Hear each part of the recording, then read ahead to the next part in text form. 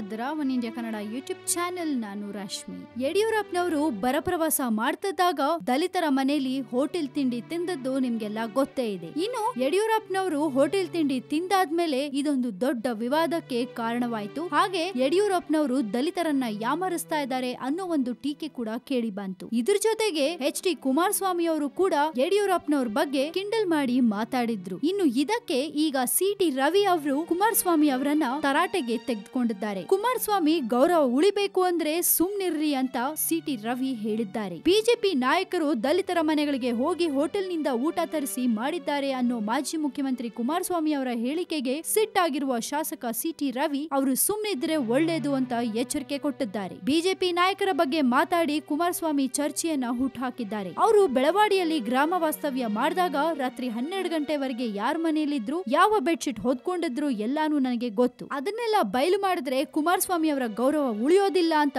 ಹೇಳಿದ್ದಾರೆ. ನಾವು ರಾಜ್ಯಾದ್ಯಂತ ಪ್ರವಾಸ ಕೈಗೊಳ್ಳುವ ವೇಳೆ ಆಯಾ ಮನೆಯವರು ಎಲ್ಲಿಂದ ಊಟ ತಂದ್ಕೊಟ್ರು ಅದನ್ನ ಮಾಡ್ತೀವಿ ಅಂತ ಸಿ.ಟಿ. ರವಿ ಕುಮಾರಸ್ವಾಮಿ ಅವರ ಟೀಕೆಗೆ ಖಾರವಾಗಿ ಪ್ರತಿಕ್ರಿಯಿಸಿದ್ದಾರೆ. ಈಚೆಗೆ ರಾಜ್ಯ ಪ್ರವಾಸ ಆರಂಭಿಸಿರೋ ಬಿಜೆಪಿ ನಾಯಕರು ದಲಿತರ ಮನೆಗೆ ಹೋಗಿ ಹೋಟೆಲ್ ಊಟ ತಿಂಡಿ ತರಿಸಿಕೊಂಡು ತಂದಿದ್ದಾರೆ ಅಂತ ಕುಮಾರಸ್ವಾಮಿ ಟೀಕಿಸಿದ್ದಕ್ಕೆ ಶಾಸಕ ಸಿ.ಟಿ. ರವಿ ಈ ರೀತಿಯ ಪ್ರತಿಕ್ರಿಯೆ ಕೊಟ್ಟಿದ್ದಾರೆ. ಹಾಗಿದ್ರೆ ಶಾಸಕ ಸಿ.ಟಿ. ರವಿ ಅವರು ಹೇಳಿದಂಗೆ ಕುಮಾರಸ್ವಾಮಿ ಅವರು ಬೆಳವಾಡಿಯಲ್ಲಿ ಗ್ರಾಮ ವಾಸ್ತವ್ಯ ಹೂಡಿದಾಗ ರಾತ್ರಿ 12 ಗಂಟೆವರೆಗೂ ಯಾರ ಮನೇಲಿ ಇದ್ರು, ಯಾವ ಬೆಡ್ಶೀಟ್ ಹೊದ್ಕೊಂಡಿದ್ರು. ರವಿ ಅವರು ಈ ಮಾತನ್ನ ಹೇಳುವಾಗ ಇದು ಒಂದ್ ಪಾಯಿಂಟ್ ಹೈಲೈಟ್ ಆಗುತ್ತೆ. ಹಾಗೆ ಇದೊಂಥರ ಕ್ಯೂರಿಯಾಸಿಟಿ ಹುಟ್ಟಿಸುವಂತ ವಿಷಯ ಕೂಡ. ನೋಡೋಣ ಆ ವಿಷಯ ಯಾವಾಗ ಬಯಲಾಗತ್ತೆ ಅಂತ. ಒಟ್ನಲ್ಲಿ ಸಿ.ಟಿ. ರವಿ ಅವರು ಹೇಳಿರೋ ಬಗ್ಗೆ ನಿಮ್ಗೇನಾದ್ರೂ ಒಪಿನಿಯನ್ ಕೊಡ್ಬೇಕು ಅಥವಾ ಕಾಮೆಂಟ್ ಮಾಡ್ಬೇಕು ಅನ್ಸಿದ್ರೆ ಧಾರಾಳವಾಗಿ ಕಾಮೆಂಟ್ ಮಾಡಿ ಕಳಿಸಿ. ಹಾಗೆ ಇನ್ನಷ್ಟು ಸುದ್ದಿಗಳಿಗೆ ನೀವು ಮರಿದೆ ಸಬ್ಸ್ಕ್ರೈಬ್ ಮಾಡಿ ನಮ್ಮ one India Kannada YouTube channel ಅನ್ನ. ಅಂಡ್ ಈ ನಮ್ಮ ವಿಡಿಯೋ ನಿಮ್ಗೆ ಇಷ್ಟ ಆಗಿದ್ರೆ ದಯವಿಟ್ಟು ಶೇರ್ ಮಾಡಿ, ಲೈಕ್ ಮಾಡಿ.